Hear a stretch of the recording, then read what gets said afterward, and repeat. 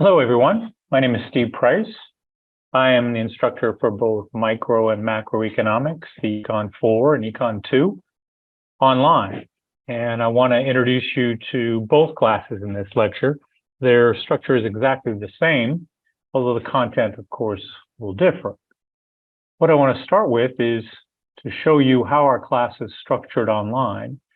And both classes are structured exactly the same way in terms of how we're going to interact and turn in assignments.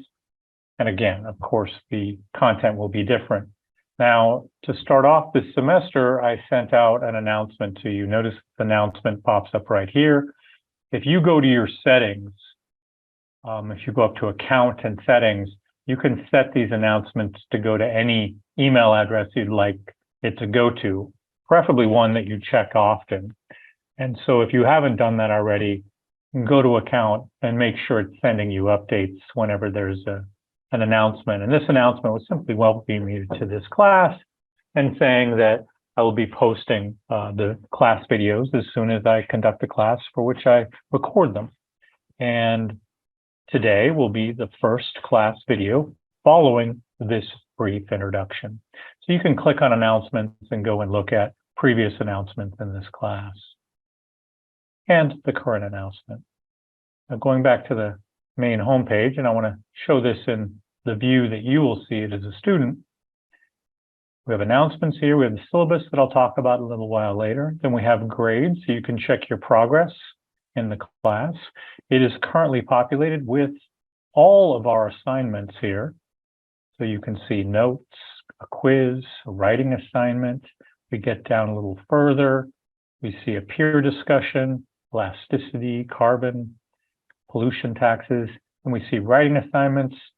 And eventually here, we will see the midterm exam. It'll be a midterm and a final in this class. Discussions are where you're going to post an answer to a question and then respond to two of your peers. More on that in a bit. Most importantly, either at the home or the modules page, you'll see how this course is going to be conducted.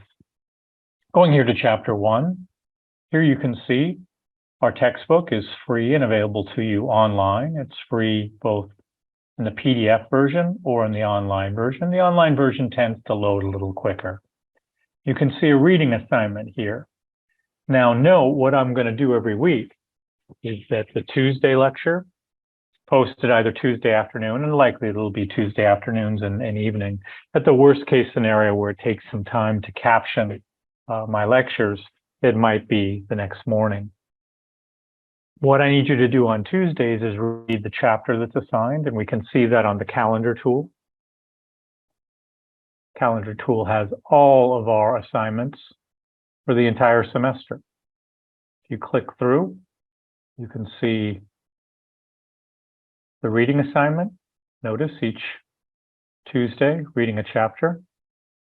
And then notice on most Thursdays, it asks you to go to that chapter's learning module and read what is under reading assignment.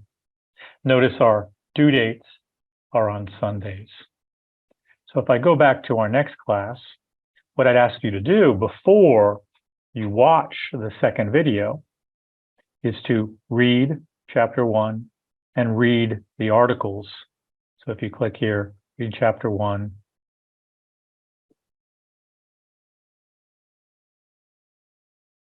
And then here, if I click on it, see it says read both articles in the chapter 1 reading module. If you could do that before you watch the second video, you'll be prepared to succeed in understanding that material. Notice next week for Tuesday, you'll simply read chapter 2. That's free online as well. And then read the articles under reading assignment in the chapter 2 learning module. Your assignments for this week are going to be, excuse my errant pressing of buttons there, uploading a picture of your class notes and taking a short online quiz on the material from class, the readings, and lecture on chapter 1. Now, the notes, what I need you to do in this class, and each week you'll have 2 sets of notes to submit, is have a piece of paper, have a pencil or a pen. I prefer a pencil just so you can erase if you need to change something.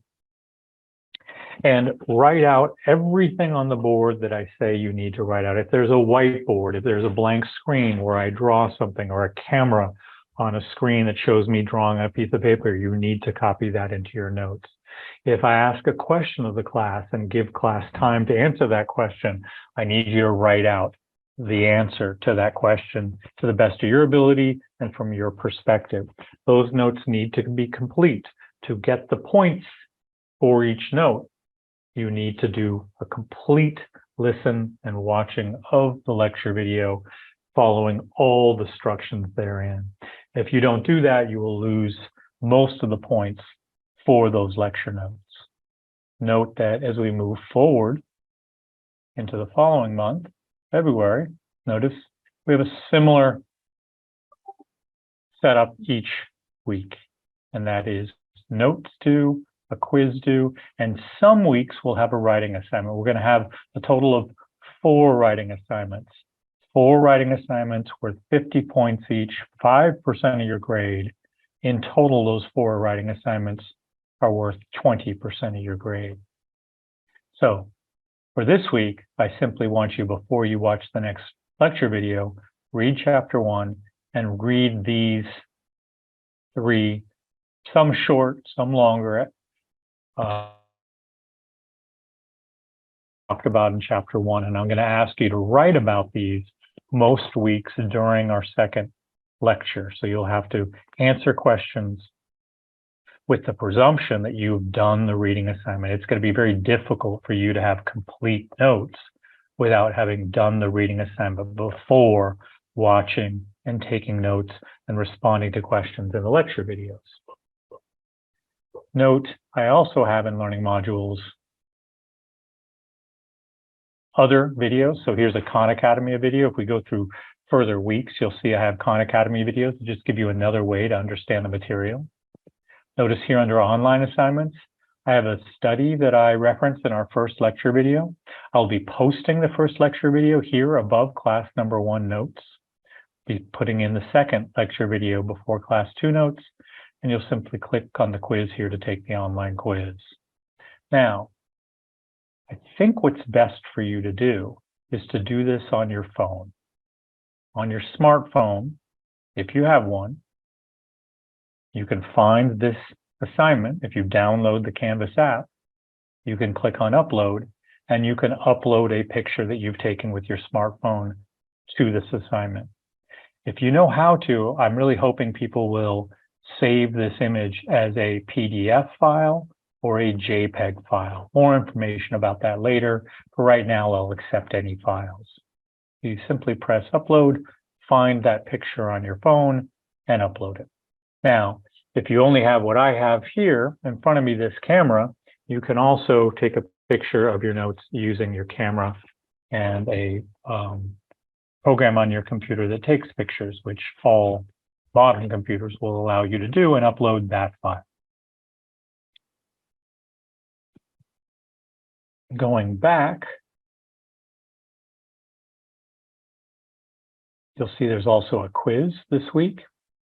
You'll click on this quiz here. Tells you the number of points, the number of questions, the time limit, when it's due. You press take the quiz. And I'm not going to show it to you because I don't want you to see the questions, but you'll see that you can click on the answer you think is correct, go down to the bottom, press submit quiz. These are due this Sunday. So the notes from the first class, the second class, and then this quiz. Now, going forward, we're going to have some different assignments in coming learning modules. Let me show you some of the variety that we're going to have here. If we go into February, you can see there's a writing assignment. If I click on this writing assignment, you can see the detailed prompt that I have here before you. These prompts are going to be personal. They're going to ask you about your personal experience, about your career goals, about your political beliefs. This is an opportunity for you to share who you are with me and what your views are, because what we're going to be learning this semester in terms of micro or macroeconomics, depending what class you're in. And by the way, while we're looking at the microeconomics course, macroeconomics is following the same format. Although some of the assignments will be different, these first few weeks are going to be the same, although the lectures are going to be different. You're going to need to answer all of these questions in paragraph essay form. Note that if you don't answer all of them, there's automatically a 20% decrease in the grade given. Now, there are only 4 writing assignments throughout the entire semester, so please take the requisite amount of time, 4 or 5% of your grade in answering these. If you click on this, you can either get to this from the appropriate learning module. So if I go back to modules, note that this writing assignment 1 is in the chapter 2 learning module. You can click to open it there, or as I just did, clicking on it in the calendar. Note here it is. You can have unlimited attempts if you make a mistake the first time in uploading it, or you want to modify something before the due date. Note what you do.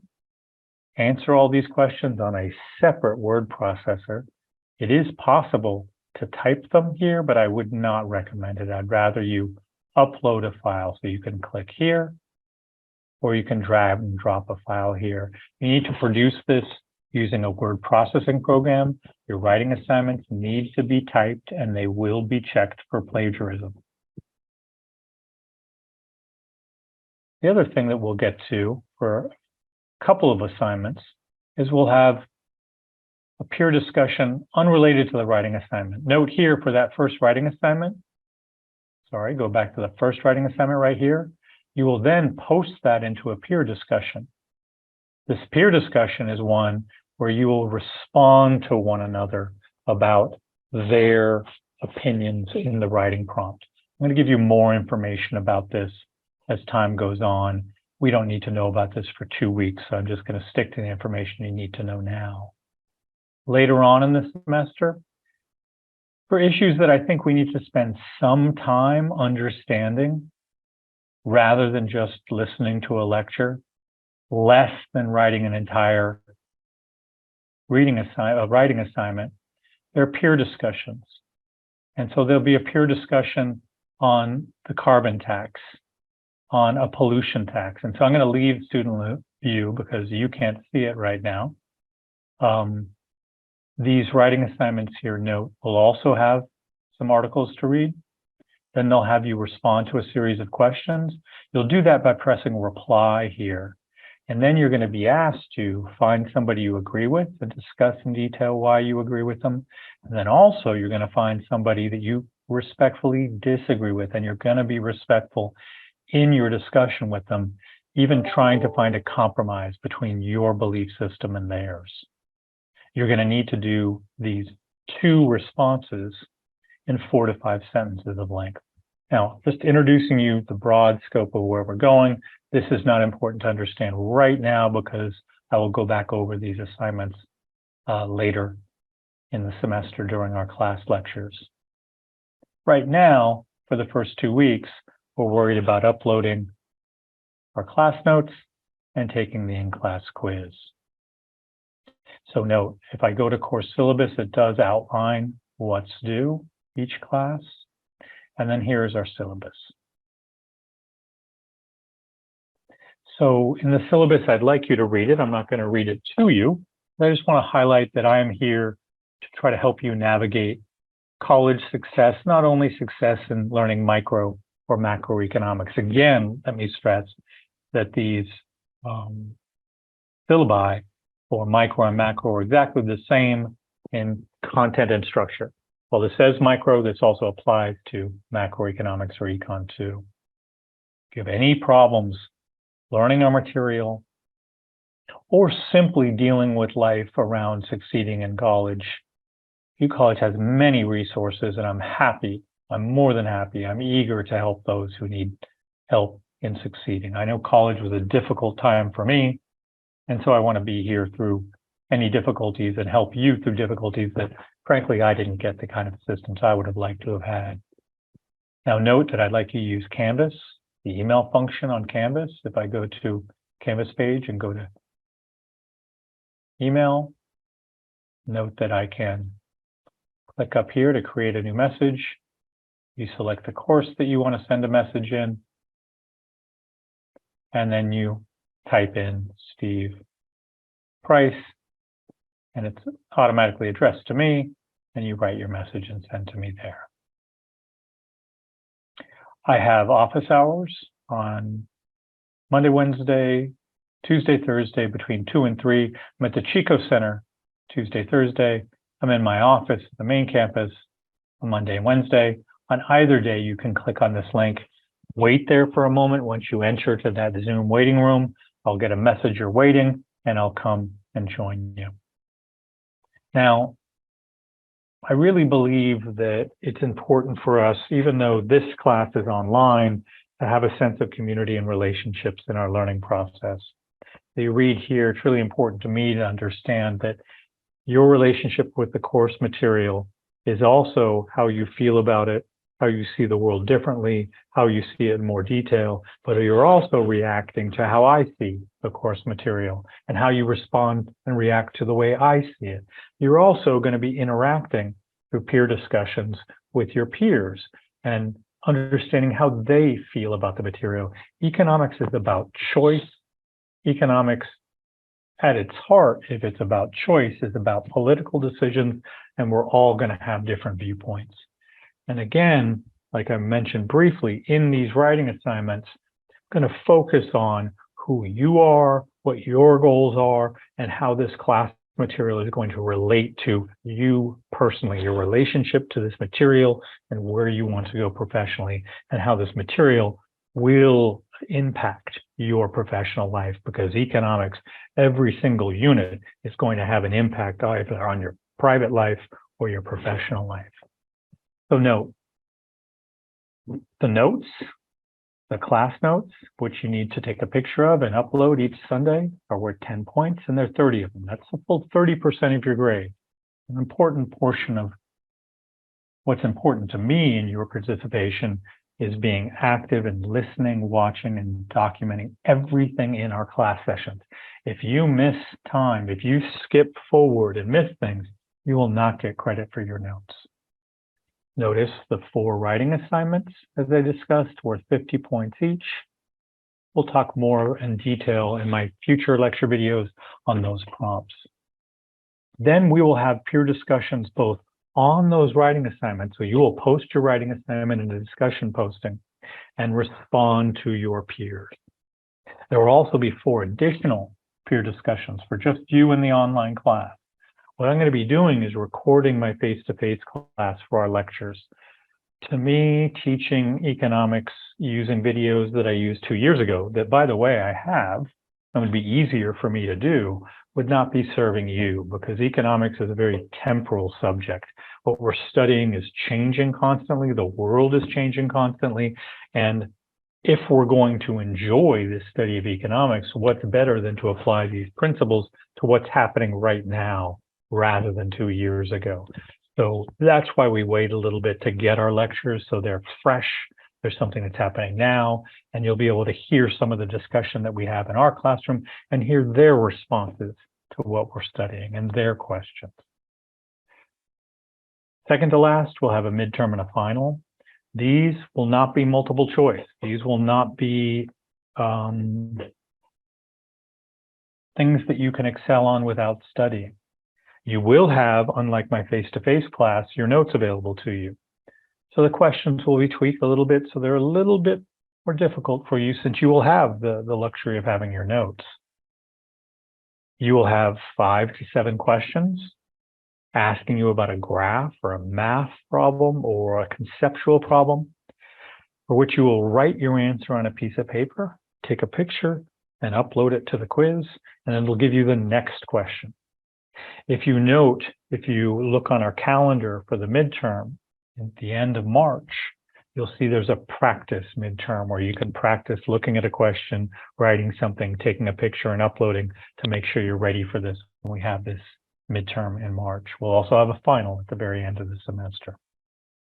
Each week we'll have an online quiz. Some will be multiple choice questions that are from our textbook. Some will be ones that I have written to reflect what we've read in terms of the reading assignments, in terms of articles that I have in the learning modules, and also what we've learned in our week lectures. If you would, please read the remaining portion of this syllabus on your own. Note that I discourage late work, and if it becomes a habit, I will penalize for 10% off per week. Note that you will need to take complete notes on everything we complete during our class lecture videos.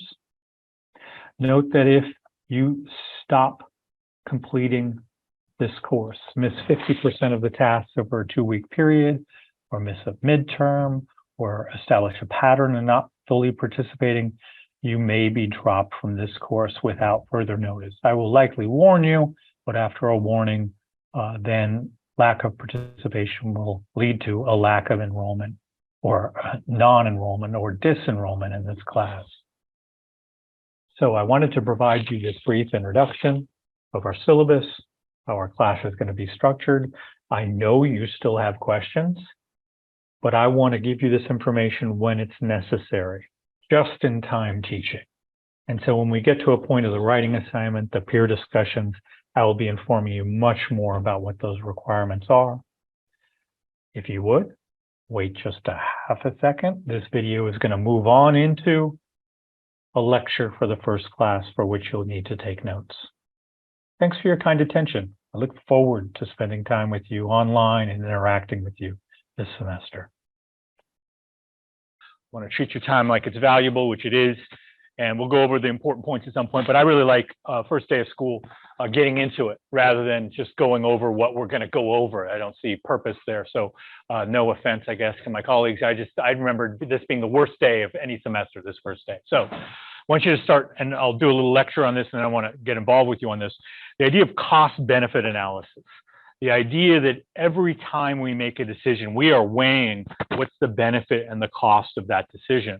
And I'm going to zoom out and make this more academic and more applied to the world, but I want to now make it personal. What kind of decisions have you had to make? And this is part of your grade in this class, writing down answers to questions as well as notes. You're going to be taking a picture of these today and uploading them to Canvas. It's part of our grade.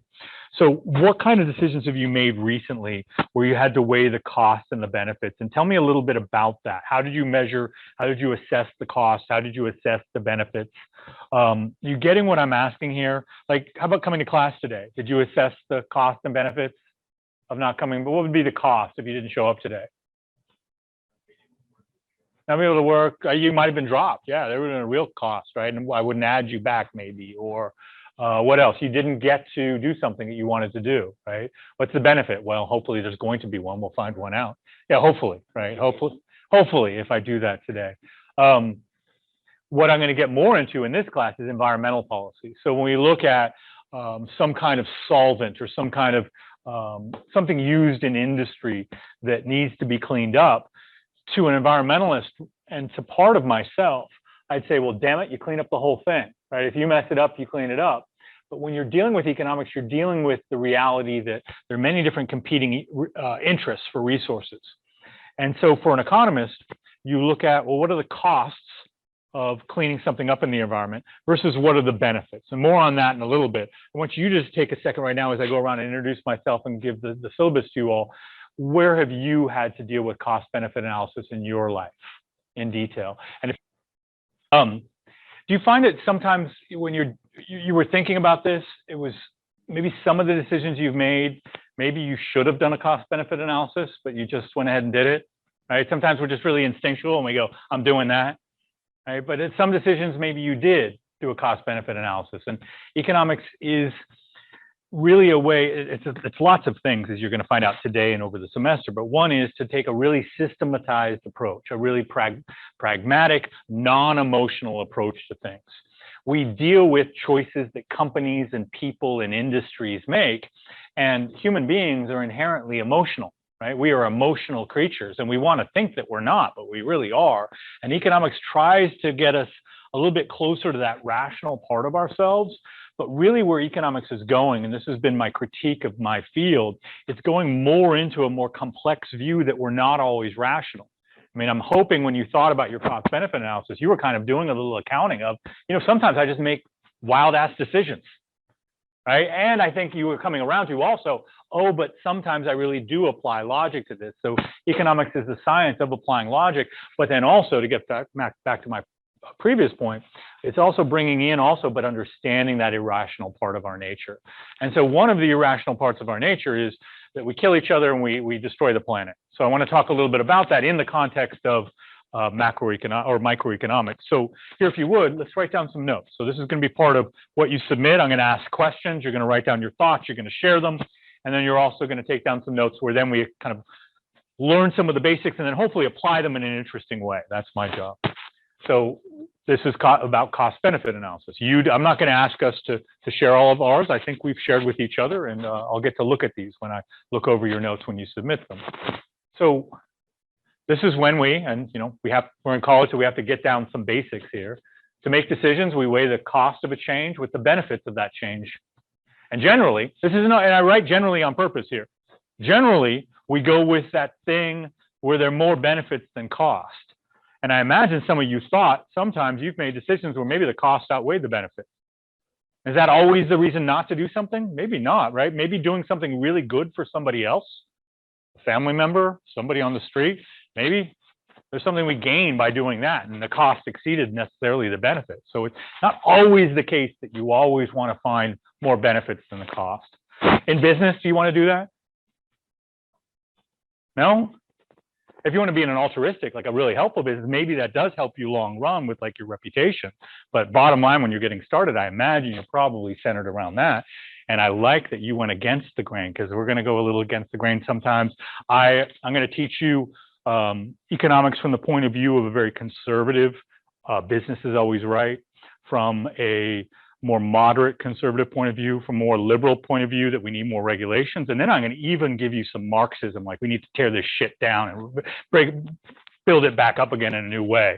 So I want to give you the whole spectrum, because I think that's what's interesting. If you look at society, you don't look at it one point of view, you look at all the points of view. And I have been accused of this, trying to turn you into Marxists or conservatives, but I'm trying to educate you. There are many different ways to look at our world.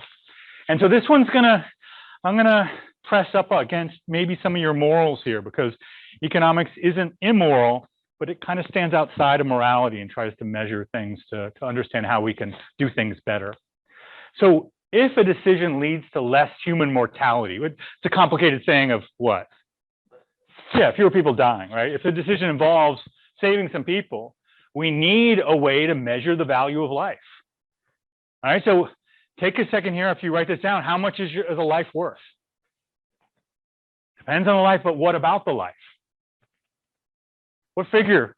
I asked my friend this morning as we were driving back to Chico. She had never heard this before. What's the value of a life? And first she's like, what are you talking about? That goes against my oops, I'm dating the wrong person. But no, I'm an economist who understands all points of this, because I also understand, wait, a value of a life? That's horrible. Like, I'm going to value my daughter? Come on, I can't do that. I mean, think about the most important people in your life. You can't put a dollar value on them. But as I say here, if you're making a decision that involves maybe saving a human life and you have to pay some money, you have to expend some resources to clean up the environment, businesses need, and governments look at that ratio of cost to benefit. So if you would, what do you think the value of an individual life is? An individual American life in Chico, California, of the age, I'm going to guess the average age, 19. What's the value of there's no right answer here, by the way. I'm just curious. When I look at this, I want to see, maybe I'm getting inside of your psychology a little bit by what you're putting down there. What's the value of a life? You're not allowed to say invaluable. Got to be a dollar value. And I'm going to show you some studies that get at this. Yeah. $30,000. $30,000? Now I've got inside your head. You're more valuable than that, brother. Right. So there's one way. So write that down. Write down your amount. I want you all to have an amount that comes. Just go with your gut. Right. What does your gut say? And there was his gut. So if it's based on your lifetime earnings.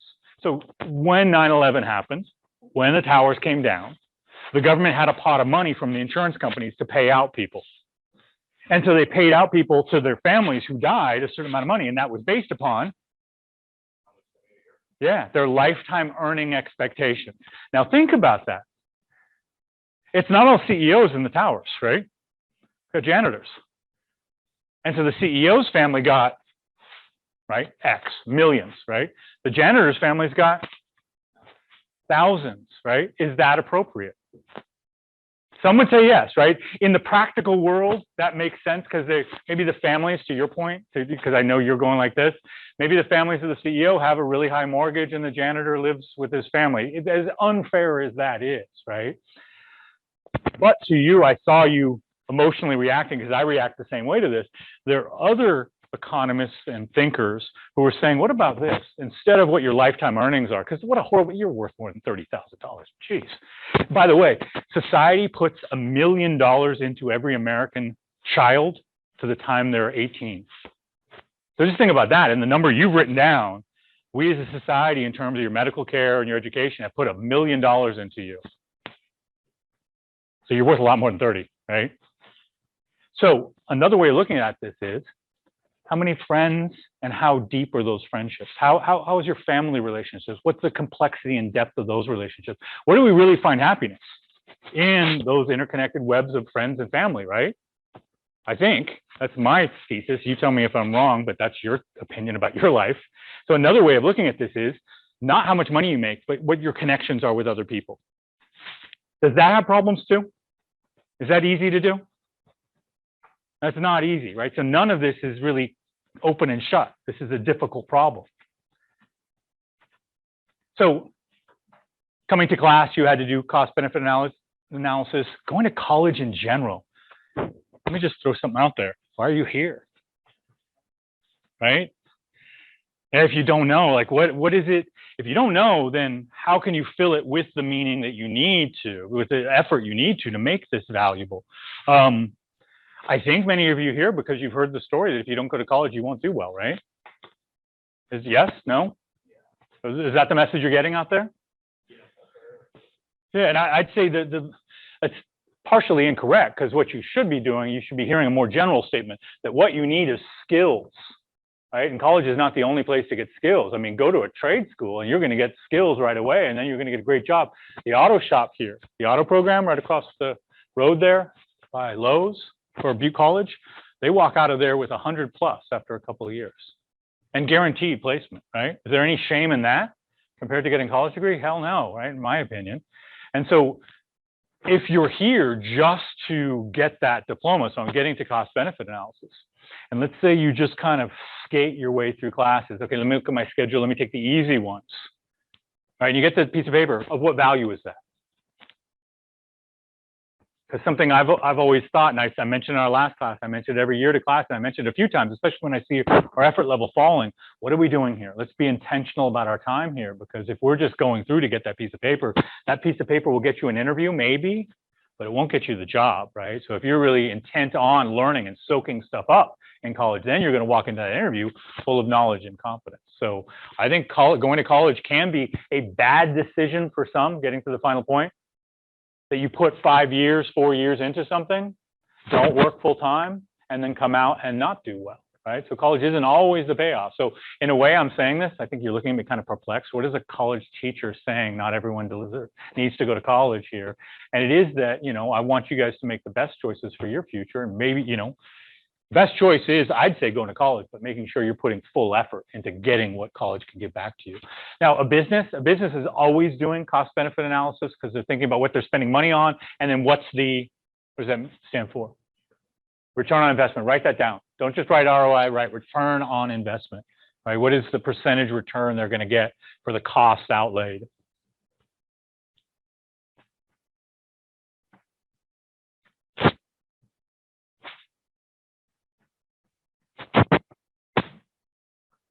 So here are some values of life.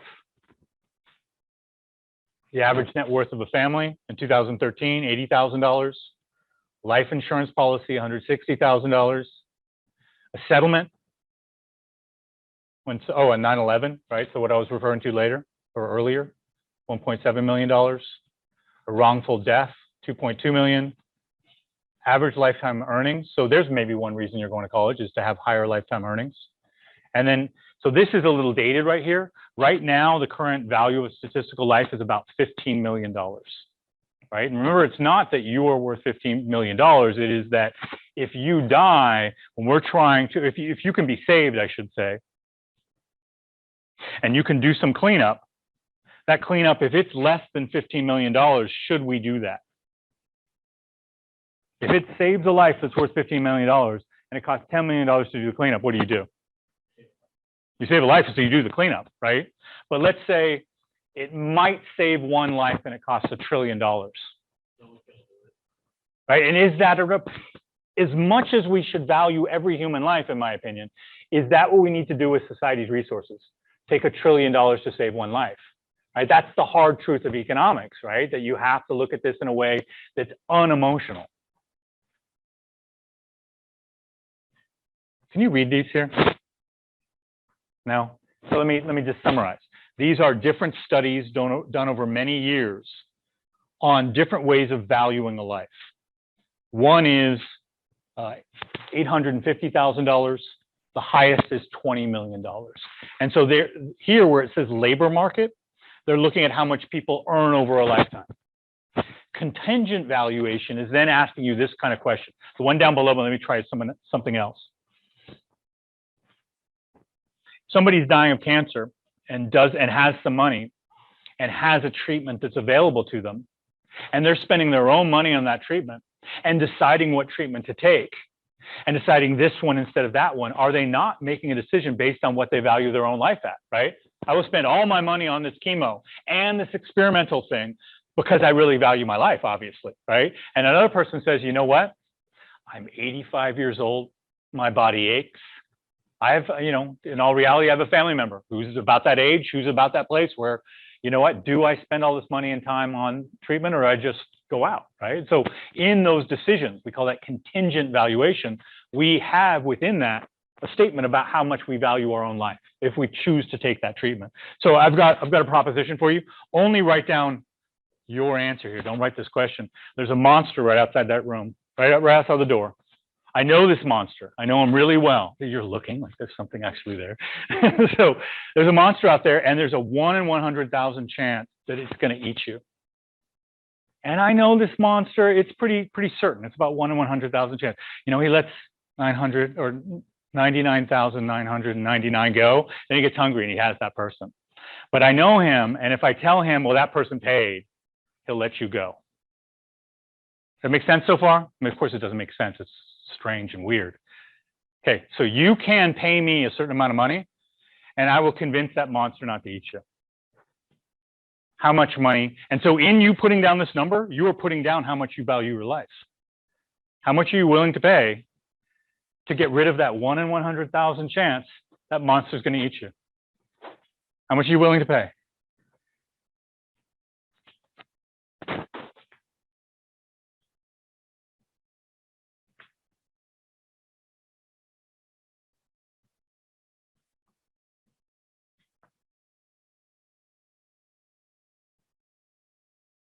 Everybody write down a number. I'm going to go around the class and I'm actually going to take the time to figure out what the value of statistical life is in this room right now.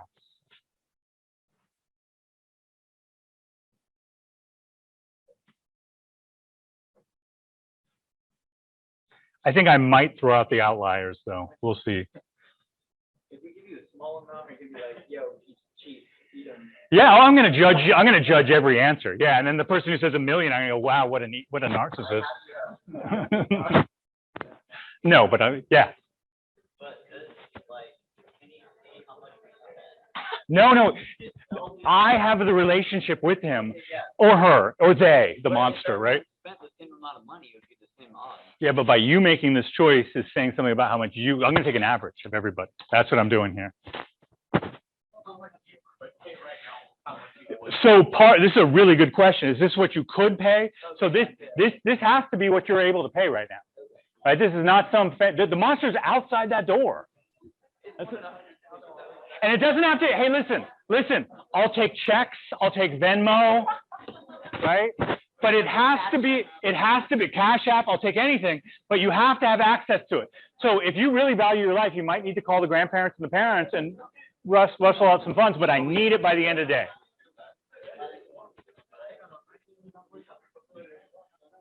All right, I'm going to go, yeah. Because you get a lot. As an economist and social scientist, I want to go down this road, but no, we need to just go with what you got right now. All right, I'm going to start right here, and I want you to kind of self-manage and go around and shout out your numbers. What do you got? Noah, what do you got? 20 grand. So I just paid my new car. All right, we're starting at 20 grand, folks. Okay, but you've written yours down. Don't change it. Don't change it based on other people. Okay. 2 grand. You guys have a lot of money available to you, apparently. Wow. I didn't have this kind of money in college. 0. 0 is appropriate. Okay, 0. $100. Oh my God, 1 grand. 1 grand? Okay. You don't have access to that. There's no way. Okay, I'm taking it. I'm taking it. I mean, that monster, 100,000. Okay. Don't get it. What we got?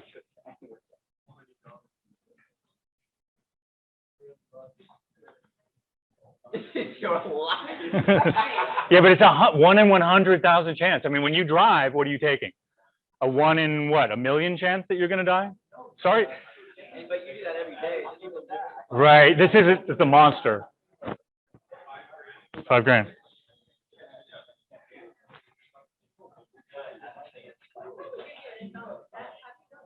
I'm putting 0 for that. 0. 10,000.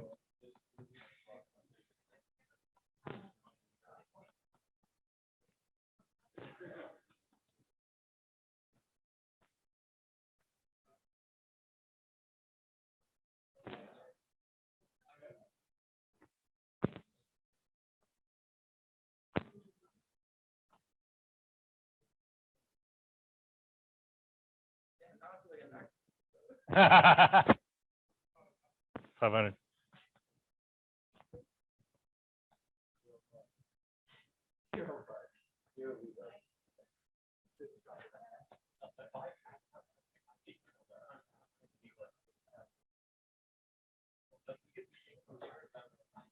You.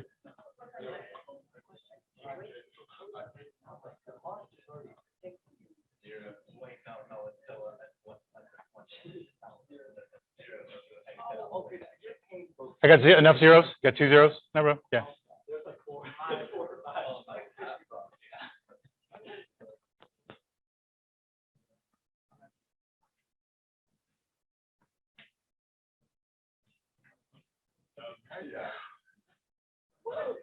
How are you going to get 150,000? All right. Oh, yeah, no, I got you.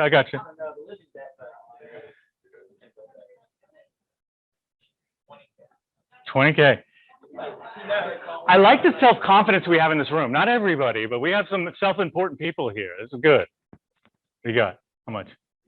0. And not. Yeah. 500.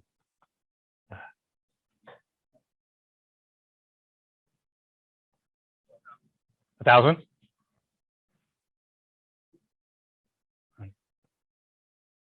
All right. So what am I going to do now? 100 and 1,000, right? Last 2. Yeah. Now I'm going to take an average.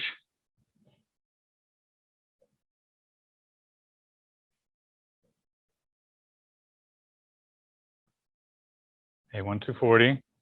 Average is $8,238. Now I'm going to take that. And so this is actually scientific. This is what an economist would do. I'm going to multiply this times 100,000, right? It was a 1 in 100,000 chance, right? Make sure I got my numbers right. That's 100,000, right? Okay. This.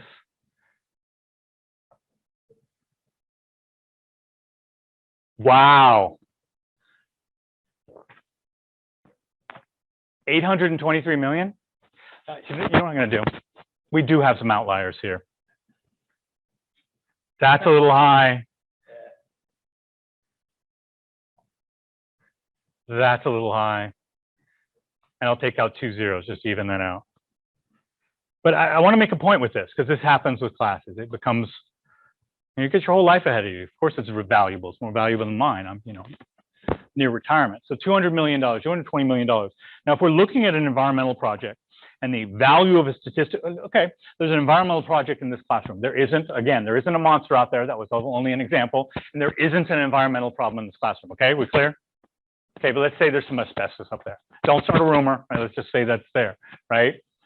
Given that number, what should Butte College do in this fictitious scenario? It costs $100,000. It's super expensive to clean up this asbestos. What should they do?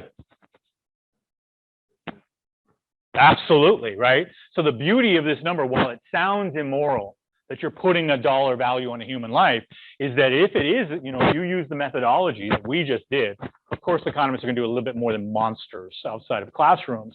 It's going to give you the rationale that's business, right? That it makes business sense to clean up the environment because the benefits of saving a life are exceeding the cost. Okay, now I did all this in service of something. What have you been doing? This is all a setup to go somewhere else. Have you been in classrooms a lot, or is this one of your first semesters back? Let me just look around and yeah, what's happening with y'all? First semester back? Have you guys been online in your high schools and in college? No? No? Okay, so a little bit more here. So the cost and benefits of shutting down Butte. Butte was shut down for a while longer than other schools. In fact, schools were shut down across this nation. In this nation, one of the richest nations on the planet, we shut down schools more than any other rich nation. And we have more deaths per capita than any rich nation. You get what I'm getting at there? For COVID, right? We shut down schools more than any other rich nation, and we had more people die. Should we have shut down schools? I mean, you have your own opinion, right? You're allowed to have your own opinion. But from this standpoint, looking at cost-benefit analysis, didn't seem like it really did the job, right? If we have the highest death rate in the rich world and we had the highest rate of people not going to school, that's not good for our long-run decision-making. Yeah. No? I thought you were with me. That is a true state. Yeah. We do have some health issues in this country. But okay, but still, that said, we still shut down schools and we caused some damage. What's the cost of shutting down schools? Less educated people, maybe. When I see the school shootings and the young men doing what they're doing with guns over the summer, I'm not getting into a gun debate here. I'm just discussing, I see people who are a little out of balance, man. They haven't been around people enough in school. It's part about learning, but it's also about being around other people and learning how to deal with your frustration, right, in ways that aren't violent. So I saw costs there. So what were the benefits of shutting down Butte when we made this decision? What do you think? Yeah. Less spread of COVID, right? And so in that regard, we need to think about what are the costs of getting COVID? What is the value of a life if somebody loses a life? And I don't want to diminish COVID. I lost a student to COVID. He had graduated a few years ago. He was in his early 30s, but he was in his early 30s and died of COVID, right? So people did die. I don't want to diminish the effect of what it was. But so again, just back to this point about what economics is, it isn't about moral, immoral. It's stepping outside of this and trying to measure things to make more informed, rational decisions. Because it seemed like we got a little irrational when COVID came around, right? Now we look in hindsight, we realize maybe we overreacted. So a few things you think about as an economist. So write these down. Oh, here's my convention and notes.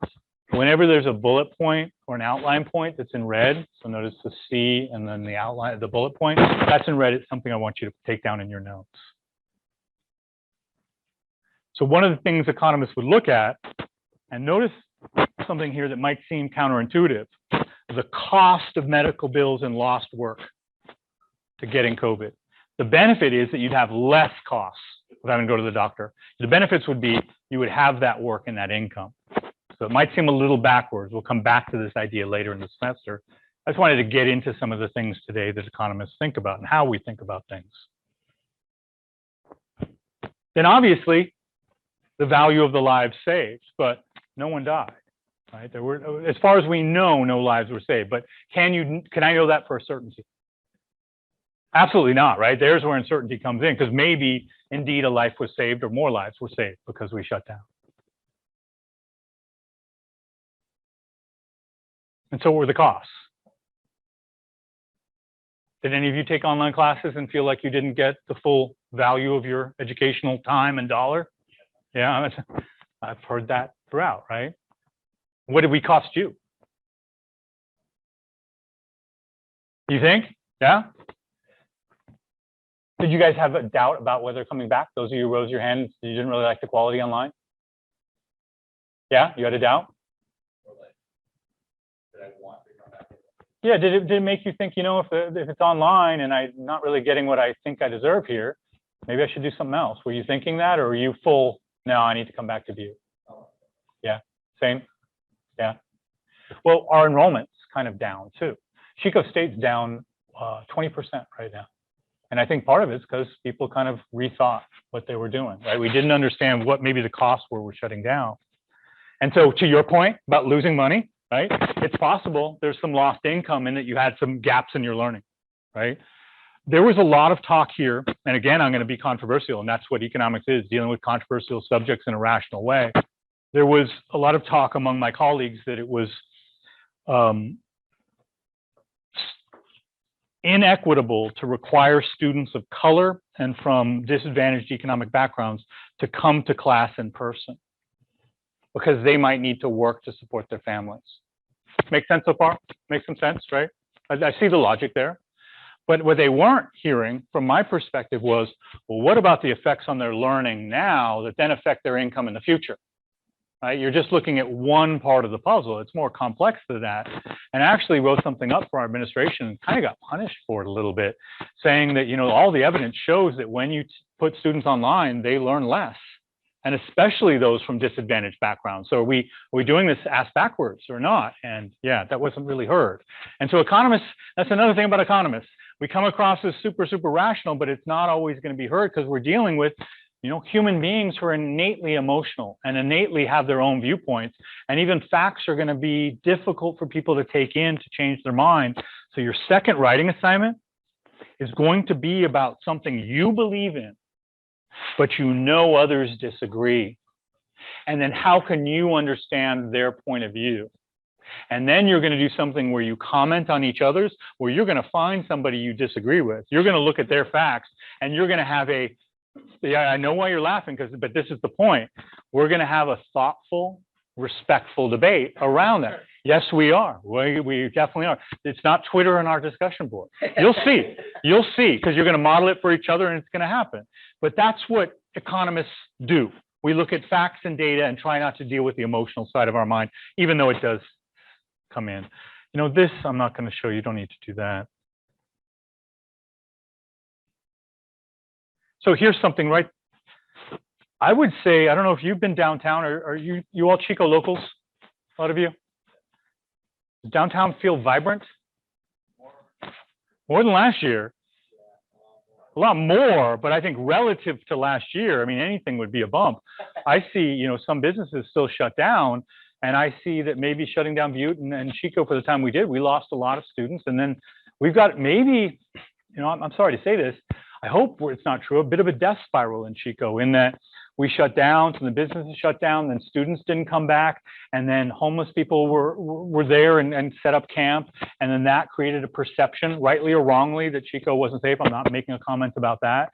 And then businesses start to not come here, and then students start not coming here like they're not at Chico State, and then businesses have fewer customers. And then I'm really worried about that for this town, because, you know, a lot of you are Chico locals. I love this town, but something's changed. And I think possibly, and I don't want to jump on Gavin Newsom about this, I think possibly we overreacted given the cost and the benefits. Now, I understand, now this is just my own personal point of view. You all disagree with me if you want to.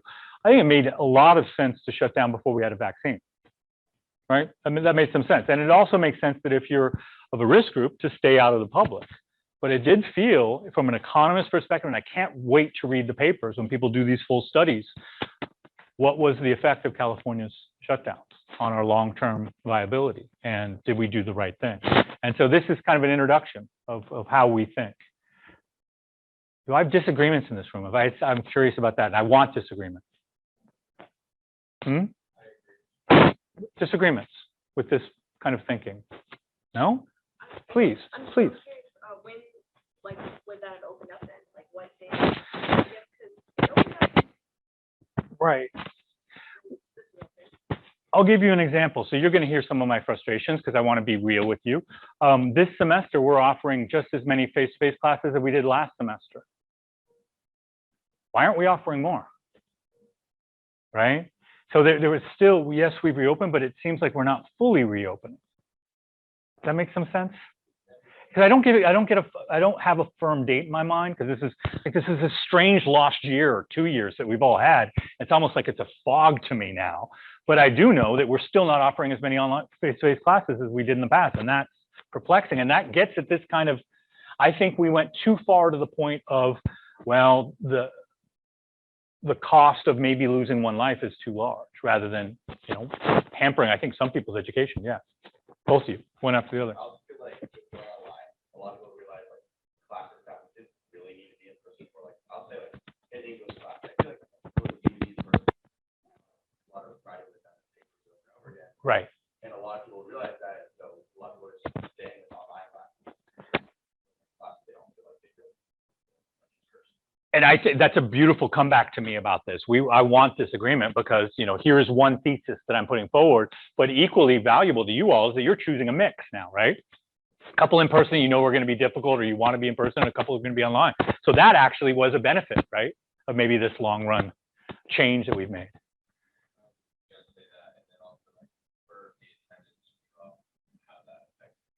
Oh, we get less funding. We are about to hit a cliff where we're going to lose millions in a couple of years. And what does that mean? I don't know.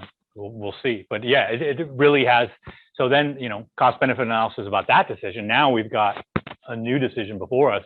What if we don't increase our enrollment and we lose a few $1 million, right? Do we get rid of tutoring? I don't know. Yeah, I would say that that's not the case for like all classes, because there's going to be some of those harder classes that are online that take away spots that were been in person. They kind of first schedule sometimes to have those, like have a programming stuff. Right. There are benefits there. That does make sense. Yeah.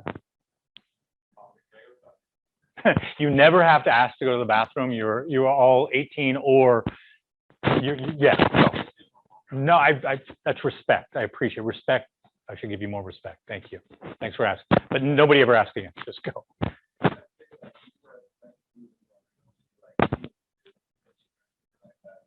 Right.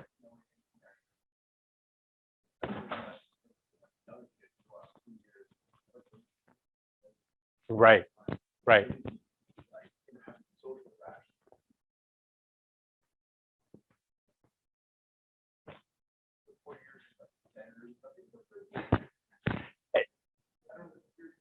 That's exactly where my mind is more the social emotional things that happen in school, that you learn how to deal with conflict. And yeah. Right. So, no, please.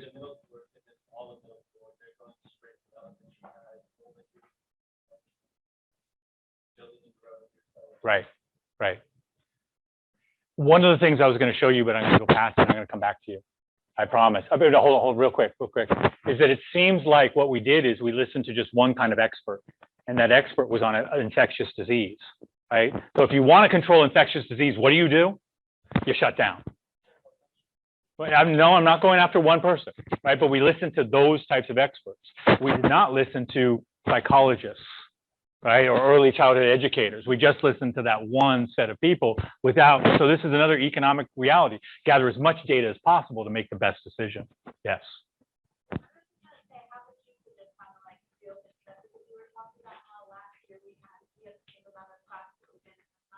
Right. However, it's still like there's some classes open, but they're shutting down because not as many people are taking.